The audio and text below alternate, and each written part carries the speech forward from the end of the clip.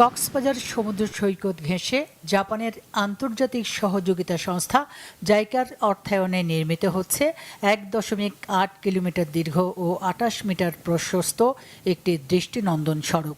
Sugandha point থেকে কলাতলী হয়ে এটি সংযুক্ত হবে মেরিন ড্রাইভে। এতে কক্সবাজার থেকে ইনানি হয়ে টেকনাফে সহজে যাতায়াতের সুবিধা পাবে পর্যটক ও স্থানীয়রা। যে রাস্তাটা হচ্ছে এই রাস্তাটার কারণে আপনারা জানেন কলাতলী, হিমছড়ি, ইনানি থেকে যেই সব লোক কক্সবাজার শহরে আসে, কোনো অ্যাম্বুলেন্স যদি আসে তাহলে কোনো ট্যুরিস্ট যদি সহজেই চলাচল করতে চায় এই রাস্তাটার জন্য আমাদের অনেক উপকার আসবে এবং পর্যটকরাও অনেক বেশি উপকৃত হবে। বাজারের খেটে খাওয়া মানুষের স্বার্থে এই রাস্তাটা ট্যুরিজম সেক্টরের জন্য অনেক বেশি বড় অবদান। আমরা চাই এই রাস্তাটা হোক। এই রাস্তাটা হলে কক্সবাজারের শহরের চেহারাটাই বদলে যাবে। প্রায় ৬৪ কোটি টাকা ব্যয়ে নির্মাণাধীন গুরুত্বপূর্ণ এই সড়কটি বাস্তবায়ন করছে কক্সবাজার পৌরসভা। সড়কটি নির্মিত হলে স্থানীয় অর্থনৈতিক কর্মকাণ্ডে নতুন গতি সঞ্চারের পাশাপাশি শহর রক্ষা বাঁধ হিসেবেও এটি ভূমিকা রাখবে বলে আশা সংশ্লিষ্টদের।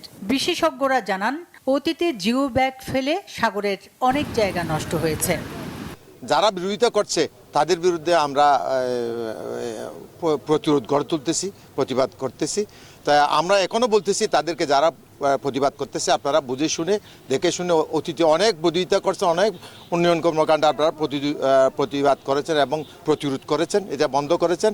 এখন থেকে আসুন আমরা সবাই কক্সবাজারের উন্নয়নের জন্য ঐক্যবদ্ধ হই এবং সমস্ত প্রক্রিয়ার মাধ্যমে পরিবেশ রক্ষা করে আমরা এই রাস্তা, এই সড়ক সহ সমস্ত প্রকল্প আমরা আগামীতেও বাস্তবায়নের জন্য সর্বাত্মক সহযোগিতা করব। ২৮ মিটার বলে এই যে পশ্চিম পাশে যে বালিয়াড়ি দেখা যাচ্ছে, ওটা তো বিপন্ন হচ্ছে, ওটা কাটা যাচ্ছে না। ওটা মূলত রাস্তাটা গিয়ে লাগবে ওখানেই। তো এতে করে সমুদ্রে আমাদের এখানকার পরিবেশ বিপন্ন হচ্ছে কেমনি? পরিবেশ তো ক্ষতিগ্রস্ত হচ্ছে না, বরঞ্চ যে রাস্তাটা তৈরি করতেছে এটা পরিবেশের পক্ষেই কাজ করতেছে। এটা কক্সবাজারের প্রতি বছর ৫০ লক্ষ পর্যটক বিভিন্ন এলাকা থেকে এখানে বেড়ে আসেছেন এবং তাদের টোটালি ব্যয়টা এখানে হয় এবং তাদের ব্যয় করার উপরে আমাদের কক্সবাজারের লক্ষ লক্ষ মানুষের আয় রোজগার নির্ভর করে এখানে। এবং এই যে পর্যটন শহর কক্সবাজারে ৫ শতাধিক হোটেল, এখানে আবাসিক হোটেল গড়ে উঠেছে। ফলে এখানকার আয় রোজগারটা আর কক্সবাজারের মানুষের জন্য তো ব্যয়টা হচ্ছে তাদের। ফলে আপনি কি কক্সবাজারের মানুষের পেটে লাথি মারবেন নাকি এই সহযোগিতা করবেন? যদি সহযোগিতা করতে চান তাহলে আসুন কিভাবে এটাকে আরো সুন্দর করা যায় এদিকে আমরা নজর দিই। তো এটা টেকসই করার জন্য এটার টোটাল লেন্থ বলেছি আমি 1.2 কিলোমিটার সড়ক নির্মাণের জন্য প্রায় ৬৪ কোটি টাকার টেন্ডার কিন্তু হয়েছে। কাজে ওই পরিমাণ কম্পোনেন্ট আমাকে ইঞ্জিনিয়ার সাহেবরা যে ডিজাইন দেখিয়েছেন ওরকমভাবেই সড়কটা তৈরি করা হচ্ছে যাতে সাগরের ভাঙন থেকে এটা রক্ষা করা যায়। আমাদের এটা তো সবুজায়ন ধরা, সবুজায়ন।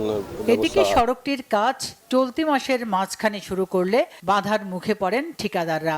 পরিবেশ বিপর্যয়ের কথা বলে স্থানীয় কিছু লোকজন নির্মাণ কাজে বাধা দিচ্ছে বলে অভিযোগ তাদের। তবে স্থানীয় সংসদ সদস্য লুৎফর রহমান কাজল নির্মাণাধীন সড়কটি পরিদর্শন করে এর নির্মাণ কাজের অগ্রগতি, পরিবেশগত বিষয় সহ ভবিষ্যৎ সম্ভাবনার কথা জানান। সরকারের একটা এজেন্সি পৌরসভা রুটস অ্যান্ড হাইওয়েজ যারা রাস্তা করে ৫ কিলোমিটার পর্যন্ত পরিবেশের অনুমতি নিতে হয় না। ৫ কিলোমিটার পর্যন্ত রাস্তা 1.2 এক্স্যাক্টলি হয়েছে। পরিবেশের ছাড়পত্রের দরকার নাই, তারপরেও বিতর্ক এড়ানোর জন্য তারা পরিবেশের ছাড়পত্র নিয়েছে, ঢাকা থেকে নিয়েছে বিতর্ক এড়ানোর জন্য। তো ইসি তো আপনার ধরেন এই যে আমরা এটা আপনি ধরে নিতে পারেন যে এটা একটা আমরা ওই সমুদ্রের ভাঙন থেকে বাঁচানোর জন্য এটা হতে পারে যে আপনার জিও ব্যাগসগুলো সব প্রতিরক্ষা বাঁধের মতো উপরে এটা আপনার একটা রাস্তা হলো এবং অনেক মানুষের কর্মসংস্থান, ওনারা বলতেছেন এখানে অনেক কিছু থাকবে, ওইটা ঘিরে অনেক মানুষের কর্মসংস্থান হবে এবং সরকারের রেভিনিউ, এই যেখানে হোটেল হবে সরকারের রেভিনিউ, প্রত্যক্ষ কর, পরোক্ষ কর অনেক বেড়ে যাবে, অন্তত ১ গুণ বেড়ে যাবে। তো এইটা হওয়া দরকার এবং আমি বলবো যারা বিরোধিতা করছে তারা পৌরসভায় যাবেন, আপনারা ড্রয়িং ডিজাইনগুলো দেখবেন, ওনাদের ছাড়পত্র কী আছে দেখবেন, কিসের উপর ভিত্তি করে করছে এবং অ্যালাইনমেন্টটা এসে ওনারা এসে আমাদের এই যে ইঞ্জিনিয়ার সাহেব এসে কটুক থেকে কটুক হবে অ্যালাইনমেন্টটা তিনি বলে দেবেন, যেটা পরিবেশের সাথে কম্প্রোমাইজ করেই কিন্তু অ্যালাইনমেন্টটা তারা করছে আর কি। দৃষ্টিনন্দন সড়কটি নির্মিত হলে কক্সবাজারে পর্যটক আকর্ষণ বাড়বে, স্থানীয় অর্থনীতিতে নতুন সম্ভাবনা তৈরি হবে বলেও আশা সংশ্লিষ্টদের।